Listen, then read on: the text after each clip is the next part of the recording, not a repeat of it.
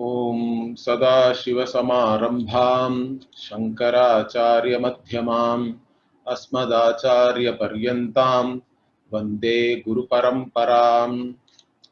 ओम वक्रतुण्डमहाकाय सूर्यकोटिसमप्रभ निर्विघ्नं कुरु मे देव सर्वकार्येषु सर्वदा।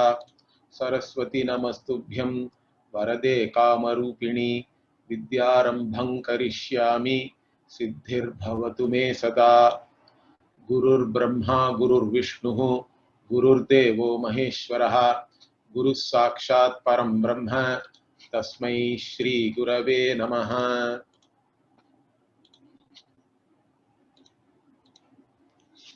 We were looking at duties, how for a Vaidika there are only duties and in fact no rights. If each of us do the duties which are based on our whatever role we are taking and whatever stage of life in which we are, then the others will get their rights automatically. So with each role we play, there is a certain duty associated with that. If you are a student, for the role of a student you have certain duties. If you are a parent, for that role certain duties are there. If you are a teacher, there are some duties. If you are an employee, you have your own duties. If you are an employer, you have your duties. Like this, the duties get defined based on the roles which we play. Even after the duties are defined, we still have to do things in a given situation. So when we are asked to act in a particular situation, what choices we make is very important. Our entire life is lived in terms of the choices we make. That is why even our daily prayers, we actually pray to Ishvara, Bhagavan, asking for Bhagavan's guidance for us to make the right choice. So that is very important because we have been given the freedom, the free will to act, to not act, to act differently. So I have been given a faculty of choice. That means I have to choose. In fact, I don't have any freedom in the sense that I have to make a choice. In using this faculty of choice, I don't have any choice in fact. And then how do I choose? I have to choose based on a certain norms. That is what we call universal values or samanya dharma. So initially, we have to choose based on a matrix of norms or matrix of values, and our duties then become value based. And these values are what we call samanya dharma, and samanya dharma are universal and they need not even be taught. We all sense that commonly. That is what we say common sense. And what is this common sense? How do we arrive at this common sense based universal values? Because we know that I do not want to get hurt. That everybody knows. I do not want others to lie to me. I do not want to be deceived by others. I do not want to be an object of anybody's hatred, anger, or jealousy.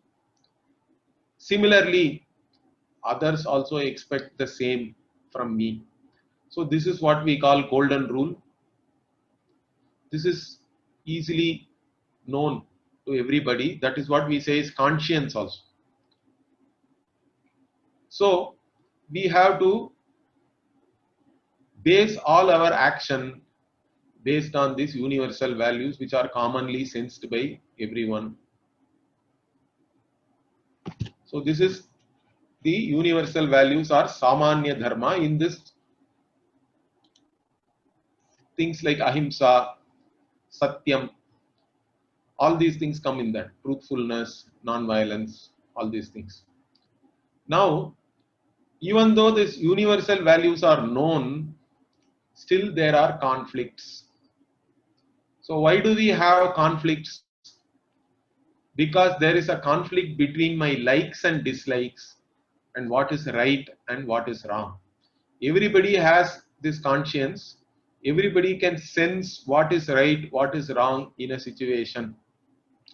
If what you like and what is right is the same in a particular situation, then you are spontaneously dharmic, you are very happy, there is no conflict.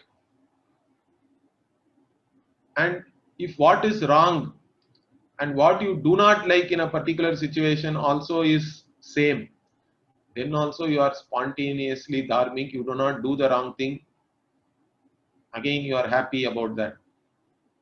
But many times what happens, what you like is either illegal, immoral, or calorific, as they say. So there is a conflict between what you like and what is right. You know what is right, still your desires are actually pressuring you to do something, to cut corners. So whatever makes you cut corners with reference to universal values is basically your desires. But why you are not able to do the right thing in spite of your desires? That also we have to understand.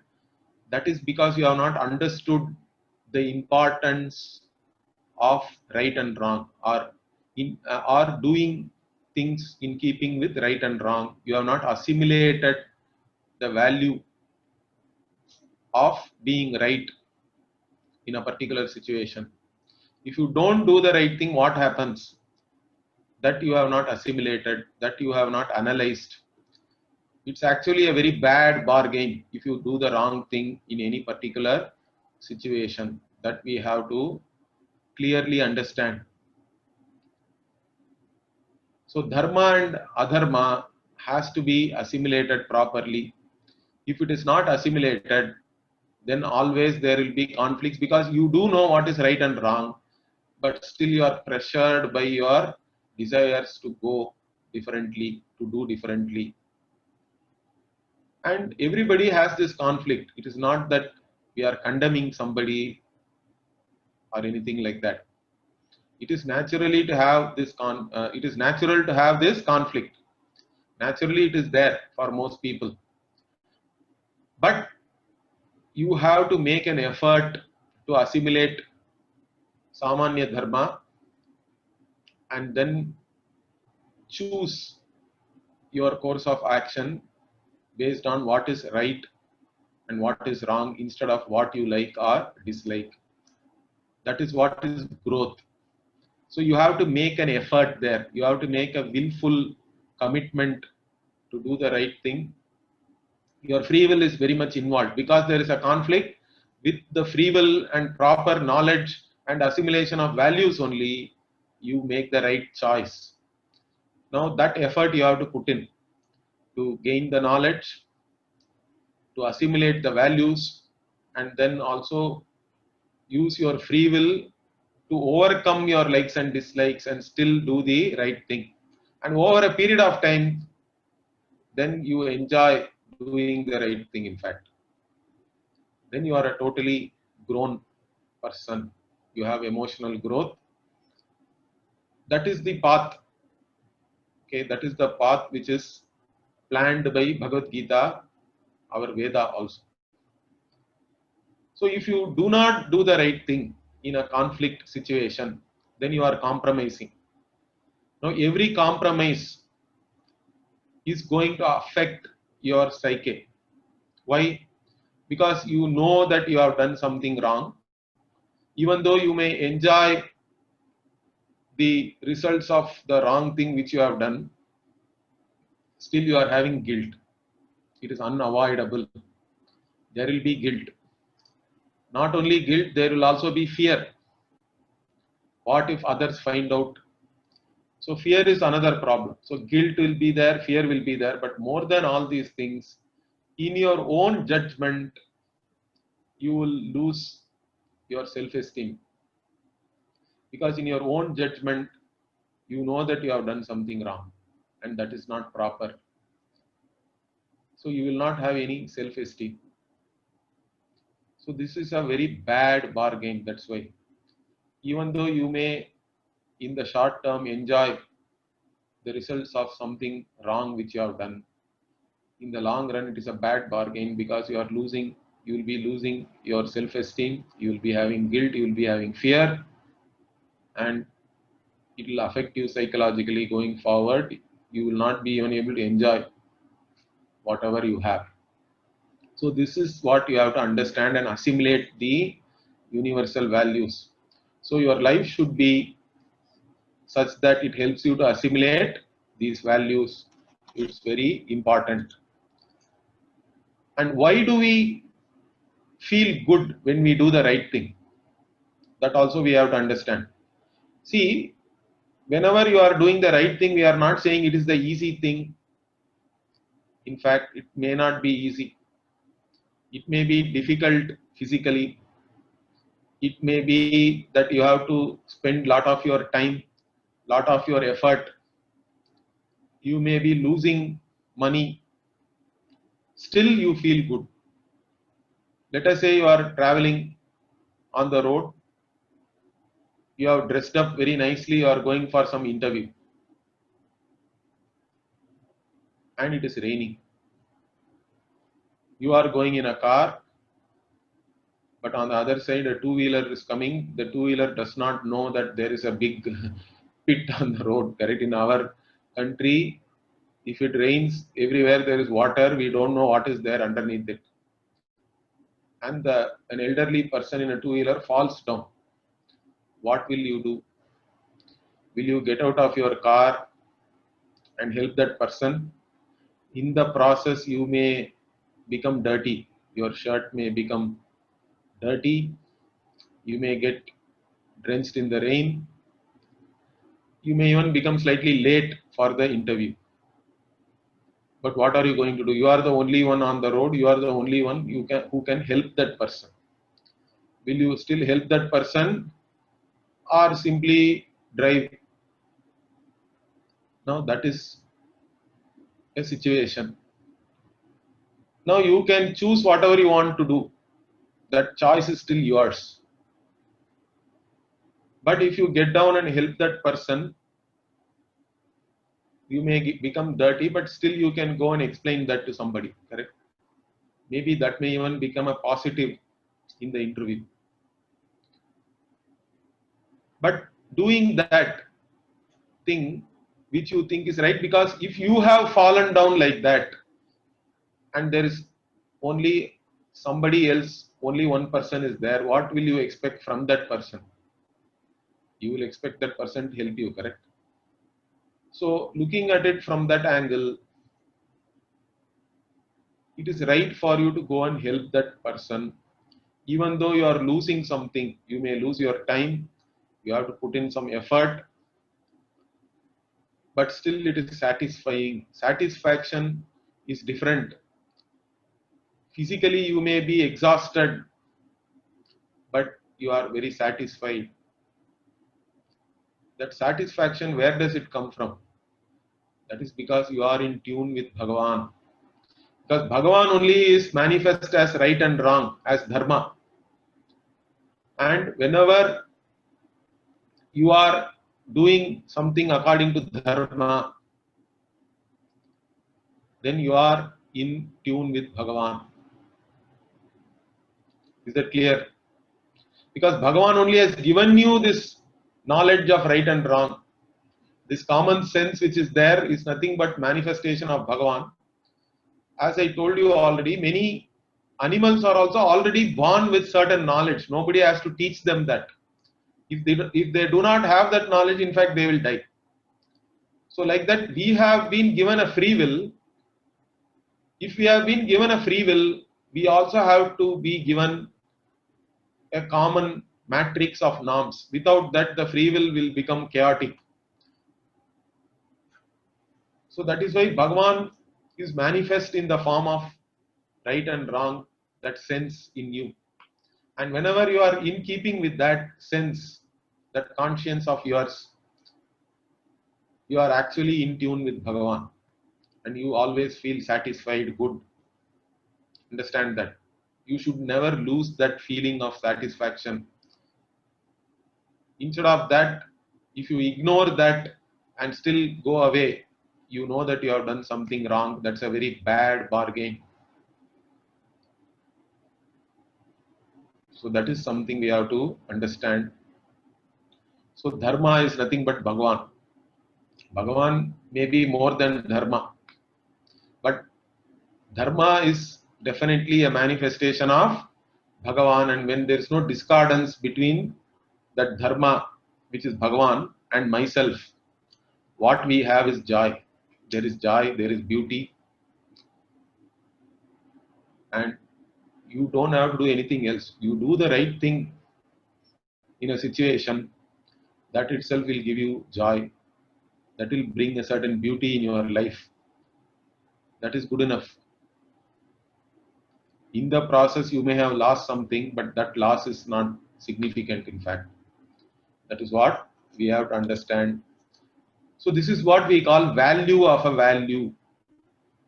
Once you have understood that it is a bad bargain to go against this matrix of values, then you have assimilated the value of a value. It is to be assimilated. Once you have assimilated, then you don't have any conflict also. Because now you are free to do the right thing. That freedom you should get. To get that freedom, you have to assimilate the value of a value. So whenever there is a conflict in terms of a value or dharma, it is due to what you are prioritizing. Your priorities are not correct, then you will have conflict.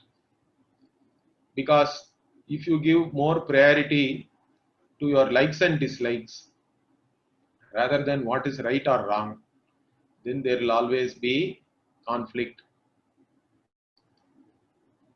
So if your likes and dislikes do not conform to dharma and adharma, then there will always be conflict. You cannot avoid it.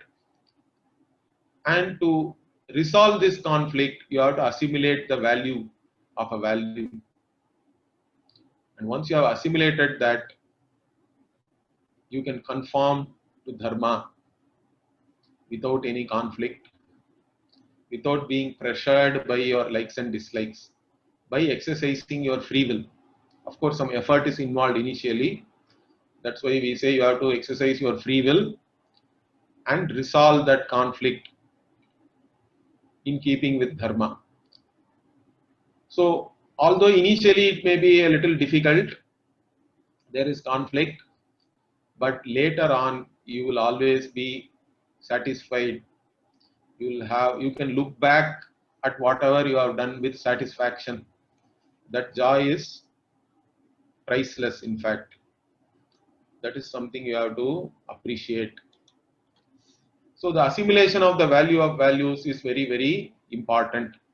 Once you have assimilated the value of a value, then that value is your own value. Nobody has to come and force you or anything. Your parents need not force you.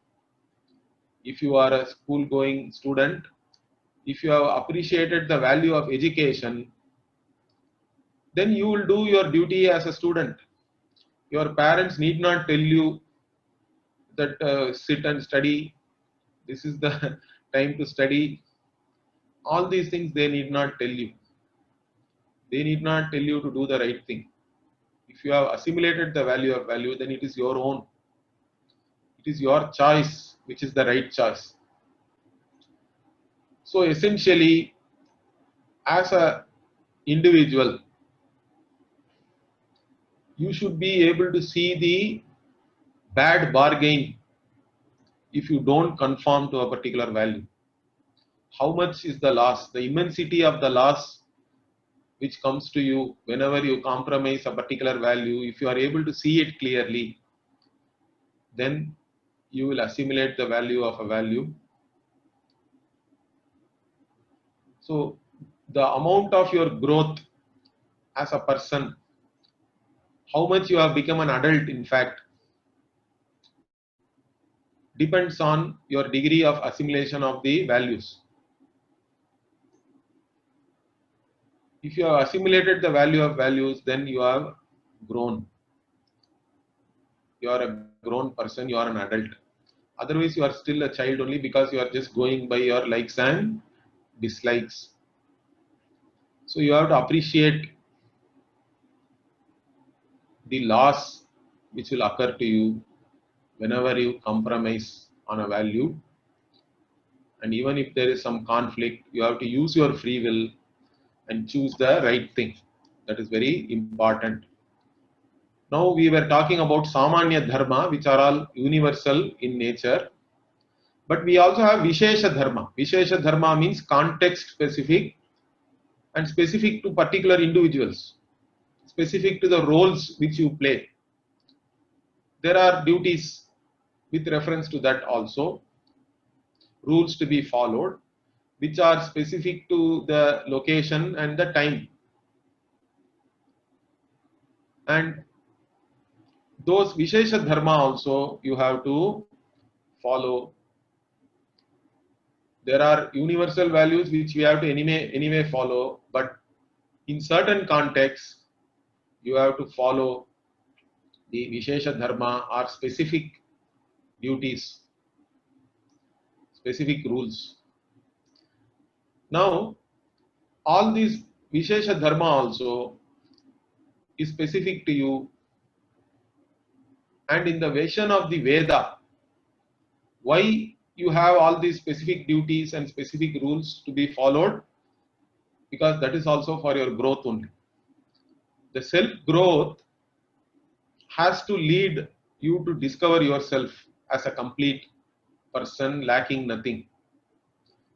So in the vision of the Veda, the human destiny itself is nothing but it has to go towards self-discovery. It is nothing but self-discovery. And to discover yourself, you have to grow emotionally. You have to become an adult. You have to be able to manage your likes and dislikes. You have to be free enough to do the right thing.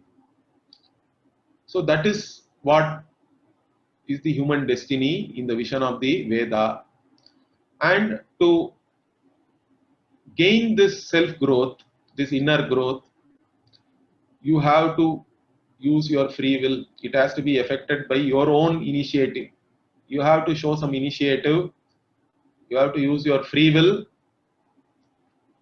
and in a particular situation, you have to make the right choice. Even though there is a conflict, you have to make the right choice. And to help you in doing whatever is to be done, correct? Because the duty is not the same for everybody in the society. Everybody cannot have the same duty. Then the society will not be proper, in fact. There are many things to be done in the society. Therefore, different individuals have different sets of duties. Those things only we call Vishesha Dharma here. And those duties one has to follow. So the Vedas have evolved a system of duty, and those duties actually vary from person to person depending on your own disposition, in fact. And those duties only are understood as Vishesha Dharma. Vishesha because it is specific to a class of people, let us say. Specific to a set of people based on their disposition. This is where the Varna thing comes in, which is actually highly misunderstood, translated wrongly, and also vilified willfully.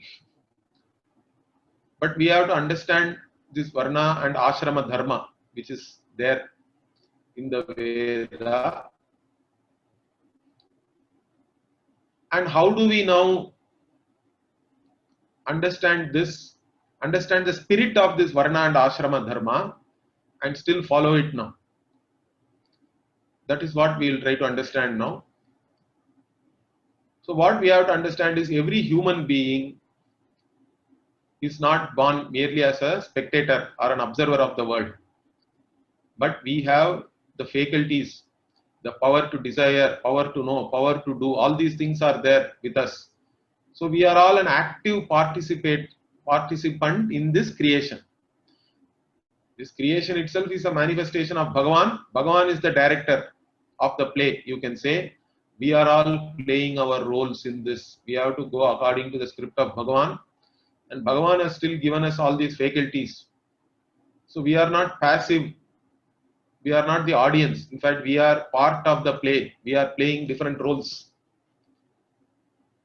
And in the creation itself is symbiotic. Everything is mutually dependent in this creation. So we are living a symbiotic, interrelated life, and my contribution will help you. Your contribution will help me. So each one's contribution is helping others. So this way we have to help each other. We have to live with each other. We have to contribute for each other. So everybody is interconnected, and everybody cannot do all the things. In fact, many years back, around 20 years back, I went to Arunachal Pradesh. In fact, to conduct similar Vedic heritage teaching workshop for teachers in schools. There are Vivekananda Vidyalaya schools there. So I went to conduct some teacher training. And then we went into the Arunachal. Arunachal is very sparsely populated. Some tribal people are all living. Then we went into some tribal hamlet. So the beauty there is the tribal people, they do everything themselves, correct?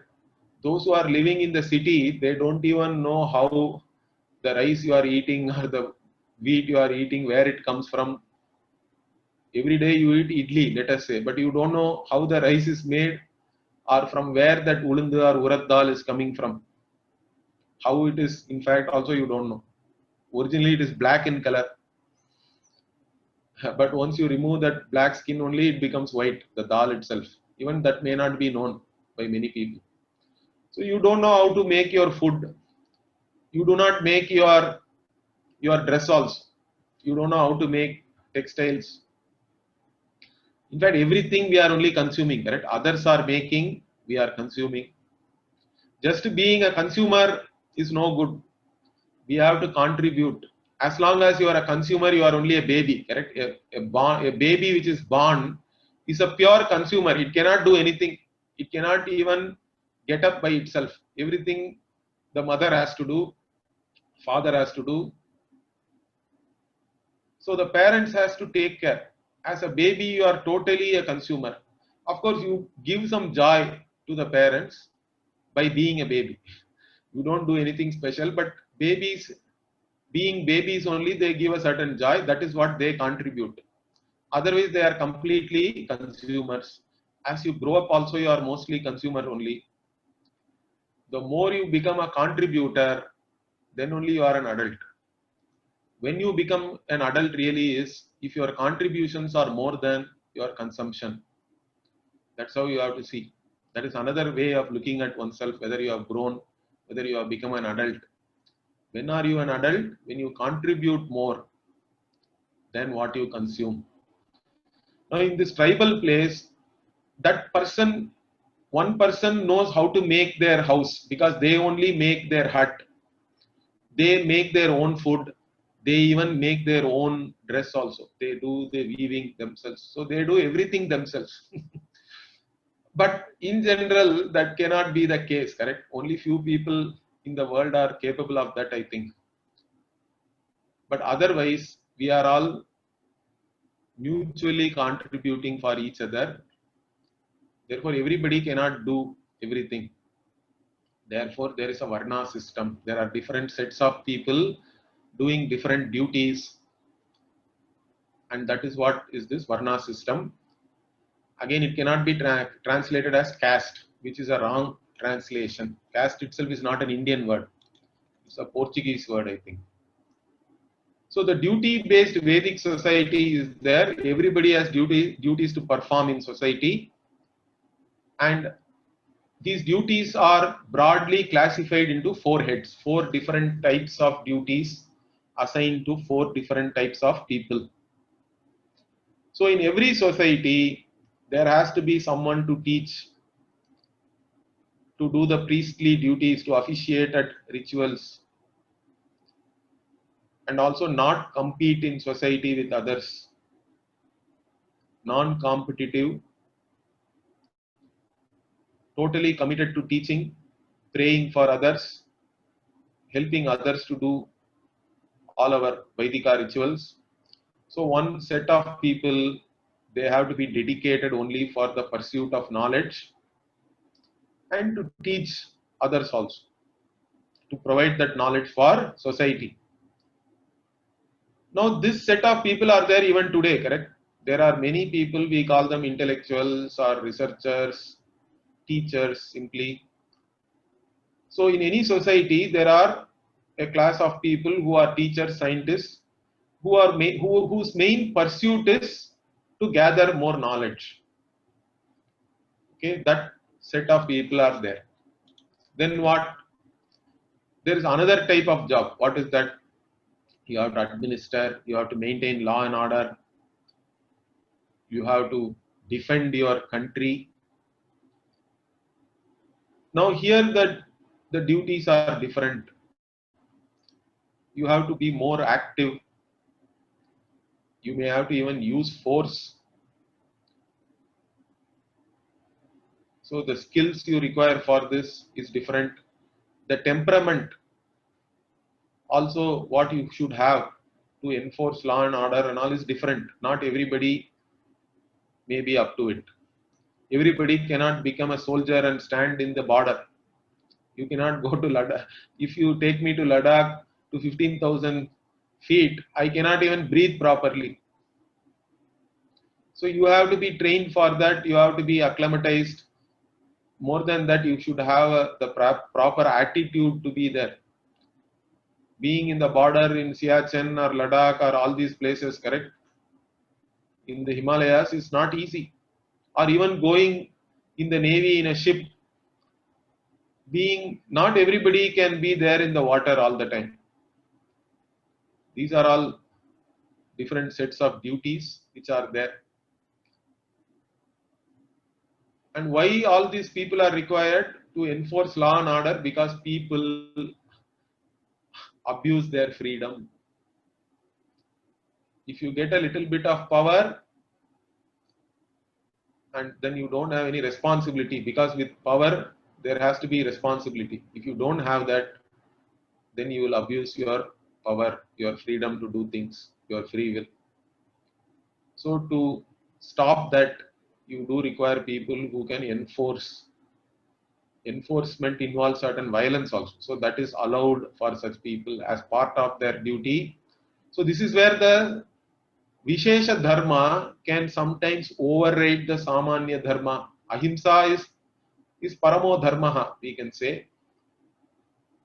But here somebody may have to use violence, force, but that also is in the larger good. We have to understand that. So that is the important thing here. Then third type of job is what? Those who have to create wealth. Wealth creation is very important. In our tradition, wealth creators are praised always. Without wealth, you cannot do anything.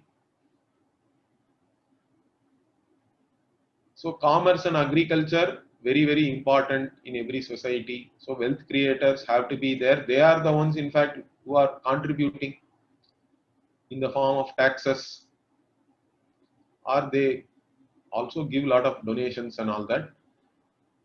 They support the others.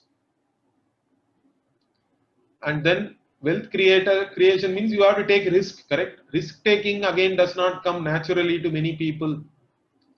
Being enterprising, starting a new venture, everything is risky. You may succeed, you may not succeed. Most people only want to work for others because it is safe. I go to my job 9 to 5, 5 days a week. I get a salary every month. I'm happy with that. Many people are happy. They don't want to take any risk. They only want to work for others. Correct?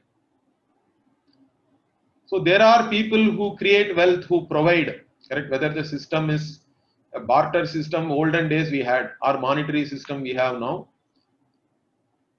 But there are people who create, produce, and make things available for others to buy or barter for. And there are others who want to have a safe life. They don't want to take any risk. They just want to work for others. So there are people like that. Many people are there like that. Okay, the fourth job is to just work for others and make all these things possible still. So these four types of people are there in all societies. And the duties are again based on this only. For these type of people, their duties are different. And you have to do your duty according to this, whatever type you think you are. Because originally these duties were hereditary, based on birth only. Nobody can deny that. But even if it is based on birth, it was not looked upon as some kind of a discrimination. Understand that. Because the idea is you do your duty for self-growth. What that duty is not important. Whatever may be your duty, if you are able to do it without being affected by your likes and dislikes, and in the process you learn to manage your likes and dislikes and utilize them, then you have grown. You have a certain self-growth. So doing your duty, you give precedence to dharma. Dharma is more important. And in this, in fact, if your duties are determined by your birth, in one way you are not competing with anybody. What you have to do in your life is defined, predefined. Sometimes it is good. You don't have to choose all these things. You know what is to be done by you. That is the same as what your father did, what your grandfather did. So you do the same. Regardless of your likes and dislikes, you take it as a duty and you do it. And in the process you grow. And then you discover yourself. That is the final goal for everybody, whatever may be your duty. But nowadays what has happened, that is not the criteria anymore. Somehow they think that it is very bad if you do whatever is there, hereditary, whatever has come. Somehow that is being looked upon as some kind of an oppression, discrimination. So what everybody wants to do, if you don't want to do your duty for the sake of doing the duty, then there are other things you are looking for, correct? Money and power. So if money becomes the criteria, then everything in your life, or money or power, whatever it is, everything in your life is now determined by that. So your education also will be determined by whichever profession is going to give you more money, you want to get educated based on that. In fact, many times that is also a tragedy, because parents also force the children, thinking that, in fact, some time back, everybody in India wanted to become an engineer or a doctor, or even now I think there is a certain preference for that. Although most engineers in India are unemployable, doctors may be slightly better, but I don't know. But everybody wants to become an engineer or a doctor. Everybody cannot be engineer or doctor, understand that. Or you may not even have a disposition to become an engineer or a doctor. You may be interested in fine arts, you may be interested in something else. So if money becomes the criteria, then education will become profession oriented, and you have to compete then. There are so many entrance exams. People commit suicide if they do not pass the entrance exam, if do not clear the exam. All these things are problem. Competition is creating a lot of psychological problems. One has to understand that a competitive society is what we have today, but whether you like it or not, we have a competitive society today. Everybody wants to compete and grab. But there was a non-competitive society. That's what we have to understand. So your duties, if they are defined based on your birth, then there is no competition with anybody. Whatever is to be done by you, you have to do it. So that's what we had, but we don't have it anymore now. So this Swadharma, in fact, we saw Bhagavan says that Swakarmana tamabhyarcha is what we saw. Correct? This Swakarma and Swadharma are all related only. Correct? Based on your Swadharma, your duties only, you are going to do activities. Swakarma. Whatever is to be done is based on your duties. So duties are all Swadharma, let us say. One's own duties are Swadharma. And based on that, whatever you do in your life is Swakarma. And if you do this Swakarma itself in keeping with Dharma, then that itself is an Archana, it's a worship of Bhagavan. That's what he says. And by doing that, you become successful. That is what is success according to Gita. Why? Because you are doing your duty in spite of your likes and dislikes. Then you become successful. You can manage your likes and dislikes. So that's why Veda gives one a life of duties, and it does not, in fact, it cannot give you a life of aggrandizement in terms of hoarding or success in terms of money and power. That's not what Veda is giving you. Understand that. But nowadays it has become like that. So even a Raja, a king, was only performing his duties, kingly duties. So there are stories in our Puranas. Janaka is a very famous example. Janaka is quoted even in Bhagavad Gita.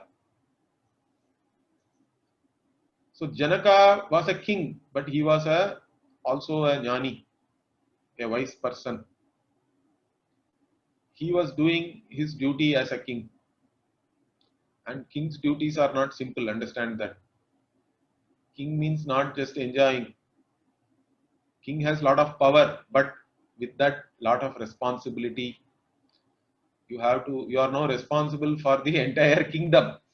You have to protect all your citizens. You have to make sure that they are all living happily.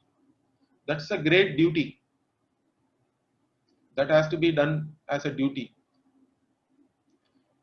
So when everyone's duties are defined, then everyone's Swadharma also is defined with that, correct? That's what is called Swadharma. Now once your Swadharma is defined, if you still choose something else for money or whatever may be the reason, it was only looked upon as a dereliction of duty. Understand that. And in that case, you are only going according to your likes and dislikes, not according to your duty. So whenever your likes and dislikes are pressurizing you, they are more important to you, then the priority will be mostly only money, power, etc. or enjoyment. And in those cases, there is no growth. You will end up doing wrong things and you will have problems not only for yourself, you will create problems for others also. So Swadharma is very important. So this Swadharma is intimately connected with the Varna system. One Swadharma depends on what Varna you are in. That's how it was looked at. Of course, this system, like any system, has its own merits and demerits. It can be subject to abuse also. And in fact, that system is no more viable, I think. It has almost become obsolete. But the spirit of that system, we cannot give up. Understand that. Even though the system has become obsolete, the spirit cannot become obsolete. The system is only a form. What is the spirit behind that form, we have to understand, and we have to still keep it alive. So today we are not following by birth. Even I am not doing anything by birth. I must have done so many things. My parents did not ask me to do like that. I also didn't do, but later on I have chosen to do certain things which are more in keeping with my birth varna, you can say. Correct? But that is a choice I have made later on, and I am not very good at it because I started very late. But still, I feel satisfied by whatever I am doing, let us say. So anywhere right now, you do not have by birth a Brahmana, Kshatriya, Vaishya, Shudra, all these people are not there by birth anymore. So if you are a Brahmana by birth, then you have to do all this karma. A lot of things are there. Agni, every Nitya karma you have to do. All that Nitya karma involves lot of effort, and many of the prayers you do daily as a Brahmana are not just for yourself. It is for everybody in the society. So you have to perform all these duties on a day-to-day basis. On special occasions also you have to do perform rituals. And as a Brahmana, you are supposed to live with the support of others. You have to live on the minimum.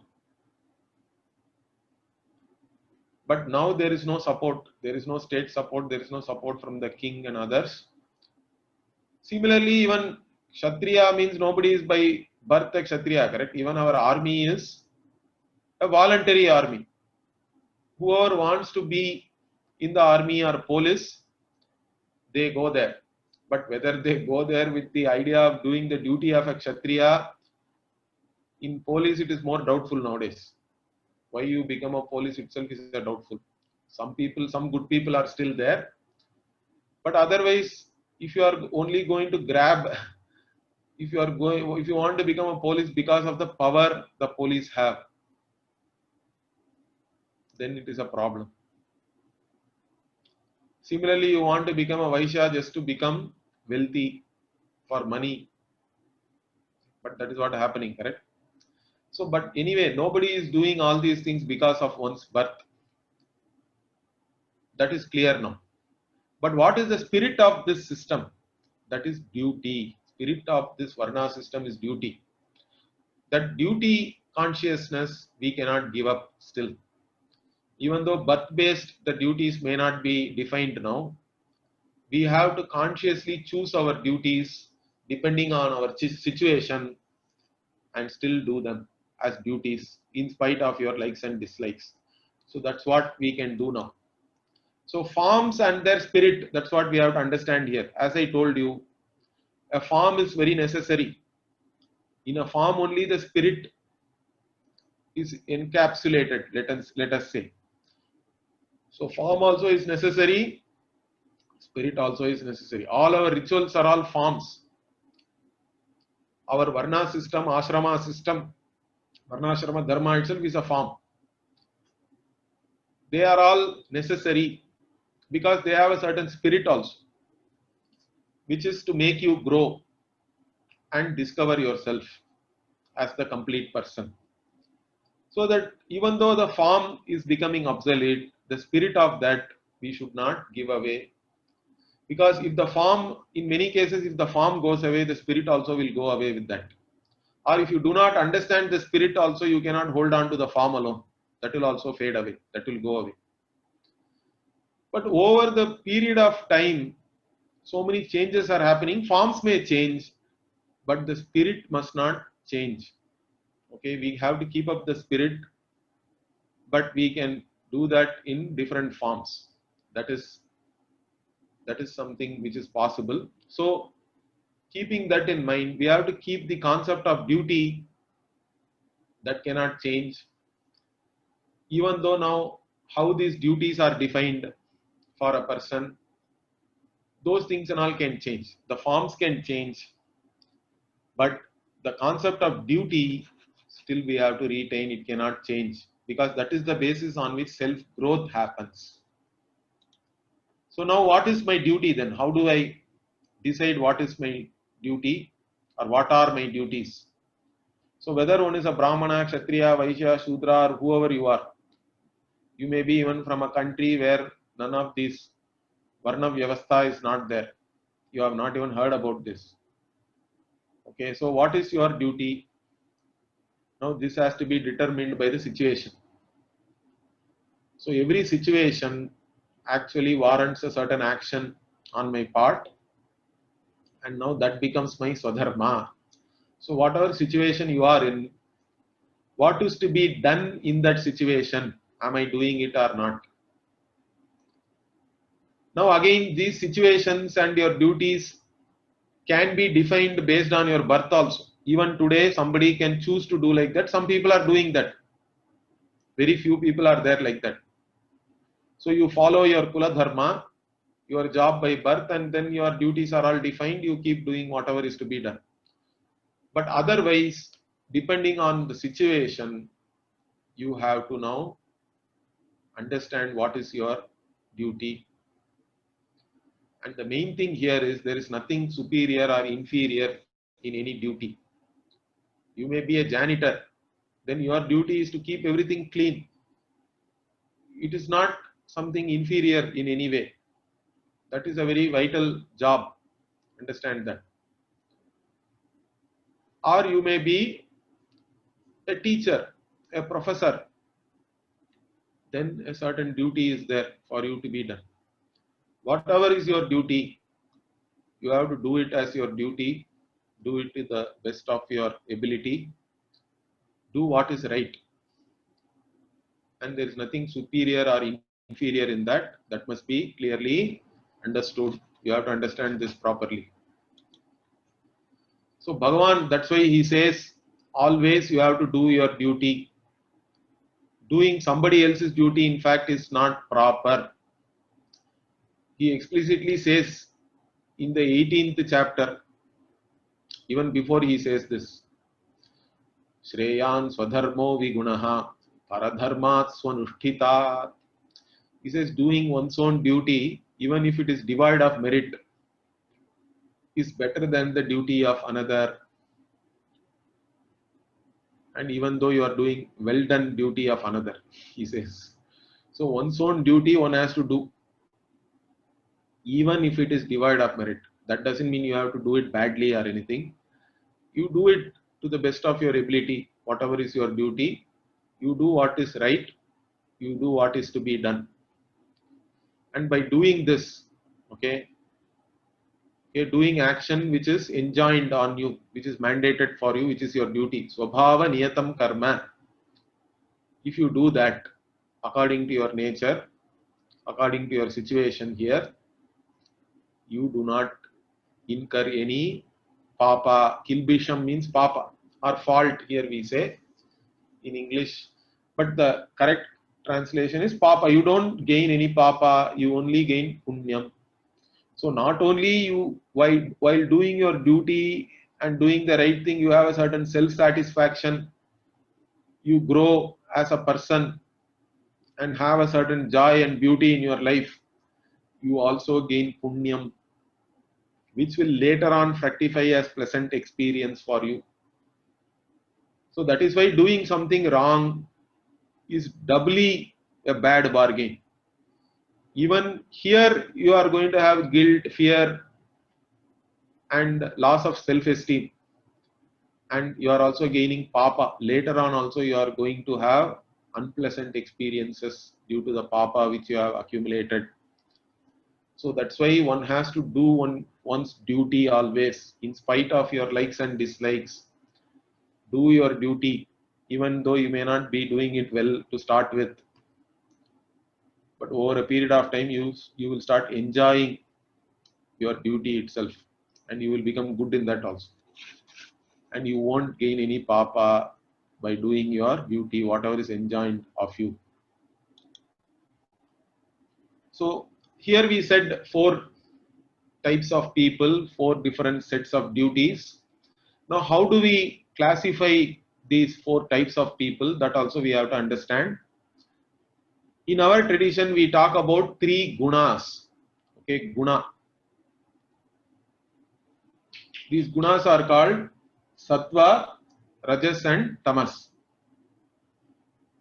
So sattva means a tendency towards light, brightness, thinking, love, compassion, dharma, all these things are sattva. Rajas is more action oriented. Okay, ambition, energy, desire, activity, dynamism, all these things are rajas. Tamas is what? Being like a couch potato, sitting in one place and trying to just enjoy, being dull, lazy, all these things are tamas. Not ready to take risk. These are also tamas only. Not ready to make a decision, procrastination. So all these things are there, these three gunas are there, and any one can be predominant over the other. So based on these gunas only, we have these four dispositions, four varnas. This also one has to understand. So whenever the sattva is predominant and rajas and tamas are subordinate to that, that kind of a set of people are called brahmana, and their duties are defined based on that. Those who are preferring to do fight, activity, always active, there for them the rajas is predominant and sattva and tamas are secondary. They are all kshatriya. Then the third type is what? Rajas is still there, but tamas and then sattva. These people are vaishya. And the fourth type is tamas is predominant. Rajas and sattva are actually secondary. So like this, only these four dispositions are talked about based on the guna, which gunas are predominant for somebody. And in this scheme of things, whatever karma you may do based on your guna, you have to grow and become a brahmana by guna. When do you become a brahmana by guna? When you grow, when you do your duty in spite of your likes and dislikes, when you learn to manage your likes and dislikes, when you become emotionally mature, you become a brahmana by guna, even though whatever may be your karma. So the program what the rishis have designed is what it is to make everyone the first type of person, brahmana by guna. Everybody has to become sattva guna pradhana by doing whatever you are doing, by doing your duties. In fact, all children are predominantly tamasic when they are born because they are sleeping for 18 hours. Children are all tamasic that way. Then the child in fact becomes selfish, it learns ego and all that comes. It learns what is oneself, becomes very active and all that, then rajas becomes predominant, correct? Then only later on sattva can become predominant once you start learning things. Once you grow, then sattva becomes predominant. So essentially whatever may be the lifestyle you are leading, whatever may be the duties you have, everybody has to become a brahmana by guna. That is the goal of the Vedic way of life. So this is where guna and karma we have to understand. There is a brahmana karma, let us say, like doing puja, singing in a good voice, certain stotras and all that, correct? You worship the Lord with devotion.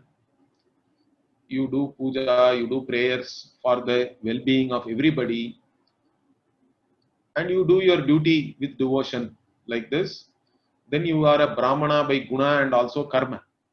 But if the same person is doing this for some fame, name, power, then he may be doing a brahmana karma, but that person is kshatriya by guna because he is going for name and power and all these things. Or if he is doing it for money, then he may be doing a brahmana karma, but he is vaishya. by guna. And if he doesn't even know what to do properly, then he is ignorant. In fact, ignorance is tamas. So then he is actually a Shudra only by guna. Like this, depending on your karma and what is the attitude you have towards your karma, why you are doing your karma, your guna can be different even though the karma is of a particular type. So what is emphasized in our culture, in our tradition, is that you have to do your duty and that purifies you. Any work, if you understand it as your duty, it is complete, because by doing that, it gives you an opportunity to purify yourself. Because the purification here is in terms of becoming free from your likes and dislikes. Likes and dislikes are only binding. Likes and dislikes, I have to say, are looked upon as dirt, malam, impurities. You have to purify yourself from that. And if you do your duty and you get purified like that, then you are a guna brahmana and you have made it as a brahmana then. So that is the important thing. You may be doing a brahmana karma, but you may still not be a guna brahmana. Then that person has to still grow. So karma itself is not important for us. What you do as your duty is not important. Whatever you do as your duty, it can purify you as a person. And as long as it is dharmic and it is your duty, you do it, it will purify you, and then you become a guna brahmana. You grow. So that is what we have to understand. And in today's reality, the varna system is not viable. Most brahmanas are not doing brahmana karma. Kshatriyas are not doing that. Maybe some Vaishyas are doing, because already if you are wealthy, you may most probably take up wealth creation. Correct? And everybody wants to work for somebody else safely. So that is where we are. But still we have to understand this correctly. This system, the spirit of duty, one has to understand and one has to do that. So that is the Vedic way of life. So the Vedic spirit is embodied in this. What is that? This is my duty towards the society, my family, my neighbors, the state, humanity, all the living beings, even the devatas. So you should understand what is your duty towards all these things, and then you do whatever is to be done. So I will do whatever is to be done by me by understanding my duty towards all these things: the society, family, neighbor, state, humanity, all the living beings, my pitris, devatas, my ancestors and devatas also are included in that. So our Vedic vision does not end with our community. In fact, it covers the entire humanity and all the living beings. Our prayers are also there, correct? Sarve bhavantu sukhinaha. So we say everybody should be happy. Sarve santu niramayaha. Everybody should be free of diseases. Sarve bhadrani pashyantu. Everybody should see auspicious things. Ma kaschid dukkha bhag bhavet. Nobody should be having any sorrow.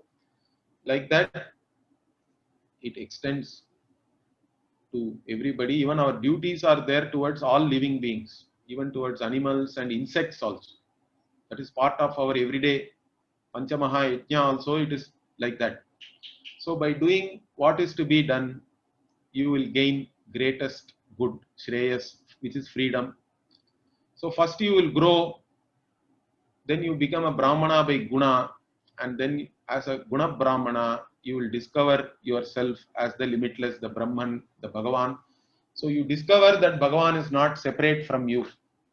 So that is the script. This is the whole thing. This is the Vedic way of life. So we will stop here and let us see what is there. Even if we do jobs outside of what was assigned to us, it does not necessarily mean it is a bad or adharmic thing, right? But no, the idea is you should not give up whatever is to be done by you and then start doing something else. That is dereliction of duty. See, you sign up in the army, and when they ask you to go to battle, you cannot run away and start doing something else. I will go and teach in a school. That is what is more important and all, you cannot say, correct? Then the army will court martial you. Understand that. That's what is meant here. It's not about doing something extra. It is that you give up your primary thing and then you go and do something else. That is dereliction of duty. That is not encouraged. That is not correct also. How will a student know his or her duty to be carried out? As a student, your main duty is to study. So whatever you have interest in, whatever you are good at it, gain knowledge, because up to certain age only the ability to study is very high. As you age, your ability is going to go down only, it's not going to become better. So your main duty is to study, everything else is secondary. Okay, when we are discussing Samanya Dharma, we know that we should not hurt someone, but sometimes it becomes necessary to protect another. Then also it is considered Dharma. I told you, Vishesha Dharma. So Dharma is not absolute. It has to be also interpreted contextually. You don't have to feel guilty. If you have done the right thing, there is no need to feel any guilt, even though you have hurt somebody. But that hurt to that other person is to stop that person from doing adharma and hurting so many other people. So you should not feel guilty about that. Then why do some people consider some professions dirty or low? That is their problem. They don't understand properly, that means. If guna determines the varna or the duty, then how come birth determine it? No. The guna, everybody is by birth only tamasic, correct? Child is tamasic.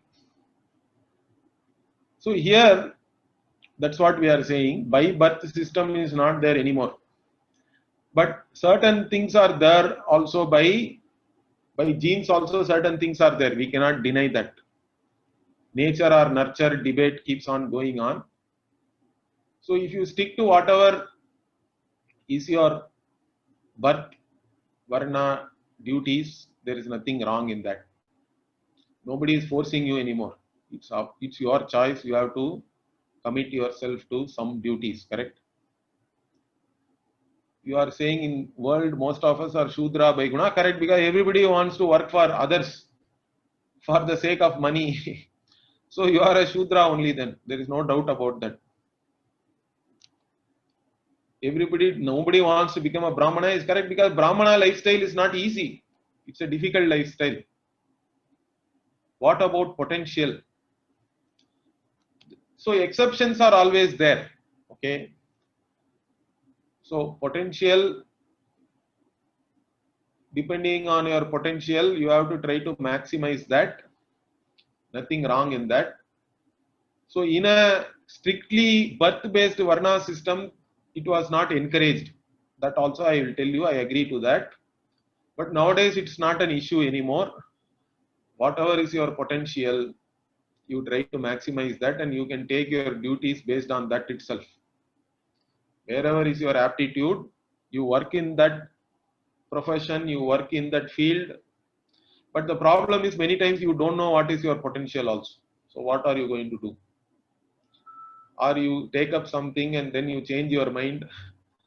These are all sometimes problematic. So in some cases like that, it is better to stick to something and then learn to enjoy that. Because anyway, all these opportunities also are not going to come to you all the time. Only up to a certain age, you have a certain freedom to choose your field of study and profession. Once you have done that, I think you have to stick to it and take it as your duty and do your duties and grow in the process. That is the Vedic vision, and doing your duty is the greatest archana for Bhagavan. Swakarmana tam abhyarchya siddhim vindati manavaha. The human being gains success by doing your duty, and that itself is the worship of the Lord. So with this we will close it today. So next week Kalyan Kumar ji and Sri Vidya ji will complete these 16 weeks. I think topic wise we have covered all the things which we set out to cover. Now we will be teaching you more about certain practices. Sri Vidya ji will tell you about daily prayers, what all you can do, about japa. Maybe we can even have a session of meditation for some time to just introduce you to meditation. So these things we will do in the next two classes. So hopefully all of you will be benefited, I think. So we'll close it here today. Om Purnamadah Purnamidam Purnat Purnamudachyate Purnasya Purnamadaya Purnamevavashishyate. Om Shanti Shanti Shanti. Hari Om Shri Gurubhyo Namaha. Hari Om.